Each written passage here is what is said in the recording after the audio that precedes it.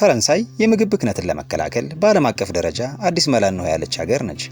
በሀገሪቱ ውስጥ የሚገኙ ትላልቅ ሱፐርማርኬቶች ገዢ ያላገኙ ነገር ግን ጥቅም ላይ ሊውሉ የሚችሉ ምግቦችን ወደ ቆሻሻ ማጠራቀሚያ ከመጣል ይልቅ ለበጎ አድራጎት ድርጅቶች እንዲለግሱ የሚያስገድድ በሕግ በማውጣት ፈርቀዳጅ ሆናለች። በፈረንሳይ የወጣው ይህ አዲስ ሕግ ከ400 ካሬ ሜትር በላይ ስፋት ያላቸውን የችርቻሮ መደብሮች ይመለከታል። የሕጉ ዋና ዓላማ ምግብን እንደ ቆሻሻ ከማየት ይልቅ ለሰው ልጅ ፍጆታ ቅድሚያ እንዲሰጥ ማስገደድ ነው። ይህ ሕግ ከመውጣቱ አስቀድሞ በሀገሪቱ ውስጥ ያሉ አንዳንድ ሱፐርማርኬቶች ምግብ ከመበላሸቱ በፊት የመግዛት አቅም ለሌላቸው ሰዎች ከመስጠት ይልቅ መጋዘን ውስጥ በመቆለፍ እንዲበላሽ ያደርጉ ነበር። አዲሱ ሕግ ግን ይህንን ተግባር በሕግ በመከልከሉ የሚያስቀጣ ተግባር ሆኗል።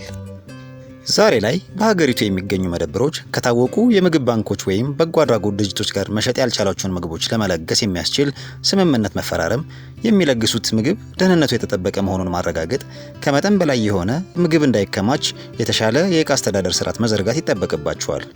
ሕጉ ተግባራዊ ከሆነ ወዲህ ለበጎ አድራጎት ድርጅቶች የሚለገሰው ጥራት ያለው ምግብ በከፍተኛ ሁኔታ ጨምሯል። ቀደም ሲል ለመግዛት በጣም ውድ የነበሩ ትኩስ አትክልትና ፍራፍሬ፣ የወተት ተዋጽኦና ስጋ ያሉ የምግብ አይነቶች በብዛት ጥቅም ላይ እየዋሉ መሆናቸው ተነግሯል።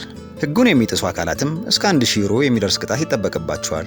የሕጉ መውጣትና ተግባራዊ መደረግ ምግብ ወደ ቆሻሻ ማጠራቀሚያ ውስጥ ተጥሎ የአየር ንብረት ለውጥን የሚያስከትሉ ጋዞችን ከማመንጨት እንዲቆጠብ ማድረጉ እየተገለጸ ነው። የፈረንሳይ ሕግ በሌሎች ሀገራት ዘንድ እንደ ትልቅ አብነት እየታየ ነው። ለምግብ ብክነት መፍትሄ የሚፈልጉ ሌሎች ሀገራት ፈረንሳይ የዘረጋችውን ይህን የግዴታ ልገሳ ስርዓት በማጥናት ላይ ይገኛሉ።